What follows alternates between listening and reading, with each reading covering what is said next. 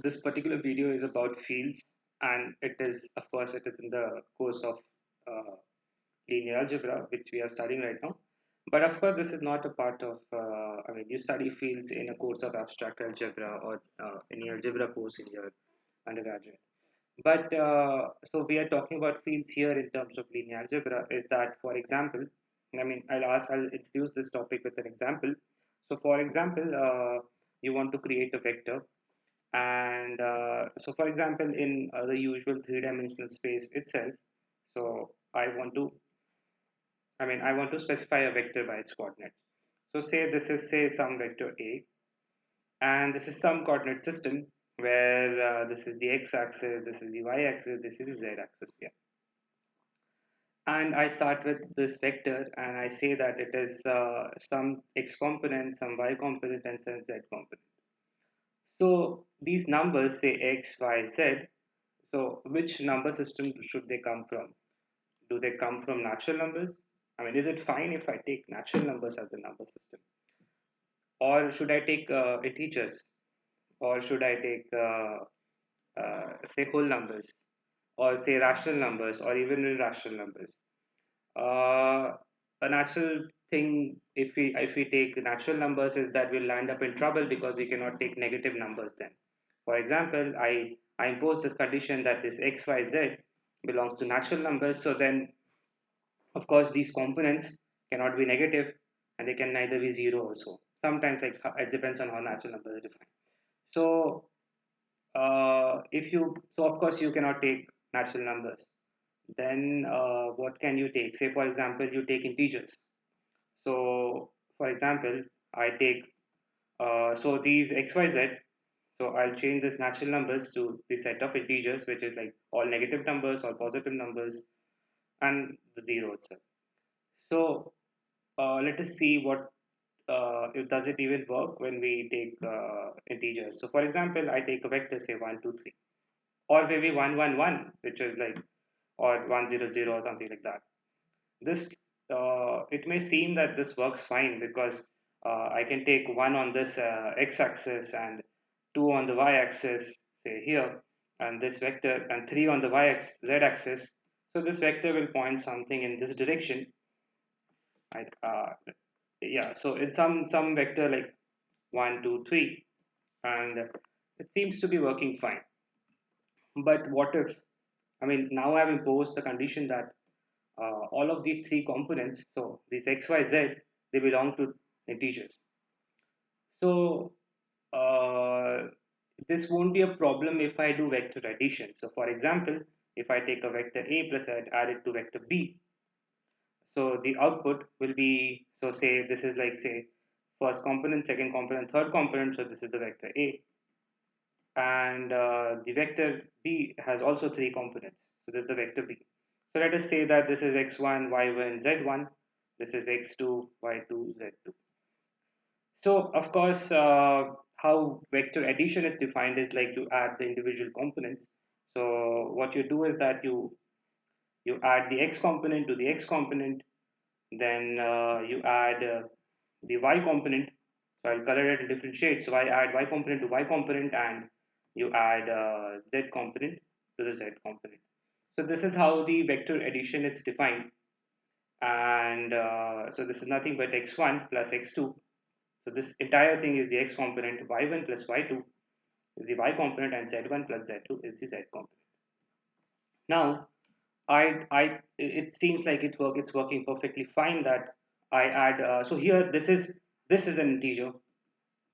This x2 is also an integer. So the symbol here I'm writing is like belongs to integer. So x1 belongs to integer, same as saying like, so x1 is integer, x2 is an integer. So addition of two integers is an integer, even if they are negative, positive, doesn't matter. So it seems like the output vector I'm getting when I'm adding the two vectors, say suppose this is the vector C, and it seems that it works fine when I take the number system from which the components come from are integers. Okay, so the vector addition seems to be working fine. How about scalar multiplication? So of course, scalar multiplication is similar to scaling a vector by some constant. So say I have some vector A, so I can multiply suppose say 2 times a will be nothing but it's like stretched 2 times. I mean the length of the a is like 2 times b, and it's stretched 2 times. So for example, I stretch this vector by say 1.2 times a. So what happens? So if I say that 1.28 times a is defined as like, so I'll just mention how it is defined though. So for example, if you're defining the scalar multiplication like this, that it's individually multiplied to all the components. So now I will land up in trouble because if I do 1.2 times x plus 1.2 times y, comma 1.2 point y and 1.2 z. Now x is an integer, y is an integer, z is an integer, but 1.2 times an integer may or yeah, of course, may or may not be an integer.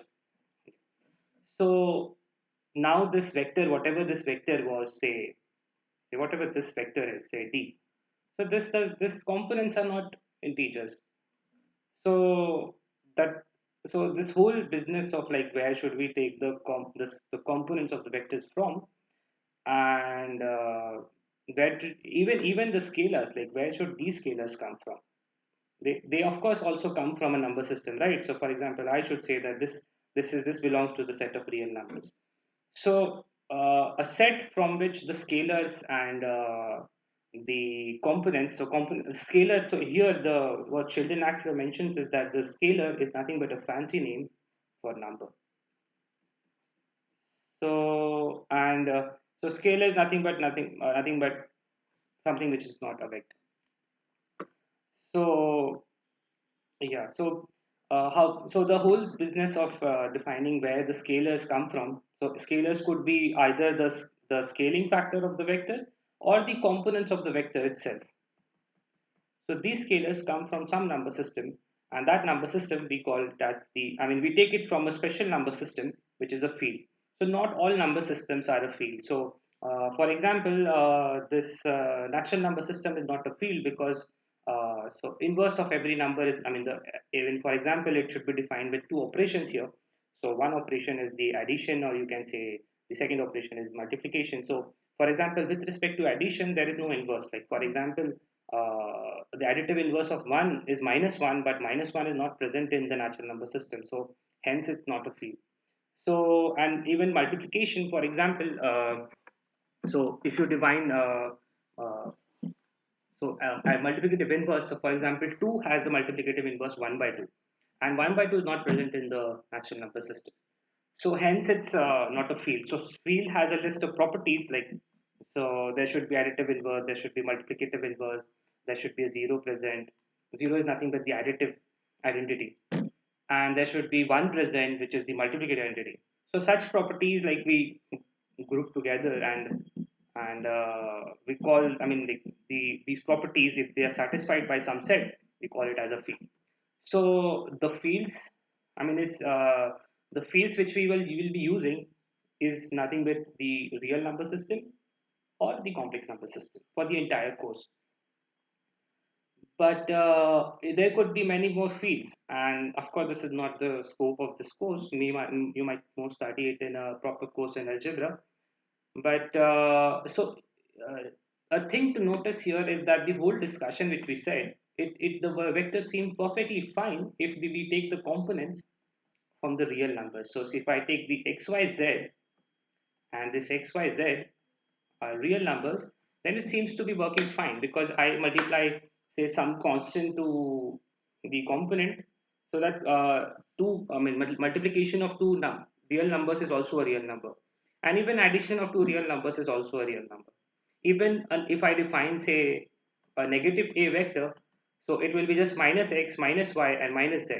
So this minus x, minus y, minus z are also present in the real number system. So for example, if a is a vector, say 1, 2, 3, I want my negative a to be minus 1, minus 2, minus 3, and this minus 1, minus 2, minus 3 should also be in the number system. So so in fact, like for even if I take, say, pi and 2 pi, so minus a would be uh, minus pi minus 2 pi. So of course, if this is in the real number system, so this should be also in the real number system. So that is the more, I mean, we want it to be such a broader set that the additive inverse should be present. Even the multiplicative inverse should be present. Even the zero should be present. So for this entire course, we would put the field as R. So this thing even works for complex numbers. For example, every complex number has a additive inverse, which is the minus of that complex number. And there's also a multiplicative inverse present for every non-zero element. Of course, there is no multiplicative inverse for the zero element, but for every non-zero element, there's a multiplicative inverse. So R and C seems to be working fine for the uh, entire course on linear algebra, but a more rigorous description could be going back to the exact definition of a field and checking all of these conditions, like whether the additive inverse is there or the multiplicative inverse is there, whether the additive identity is present or the multiplicative identity is present, whether it is commutative, distributive, and all of these properties. So yeah, that's the gist, that R and C will be the fields for this entire course, and we will denote with the letter F. And so in general, if even if we prove some theorems on the field of a vector space, I mean a field, so we will generally denote F, and this F could mean either R or C.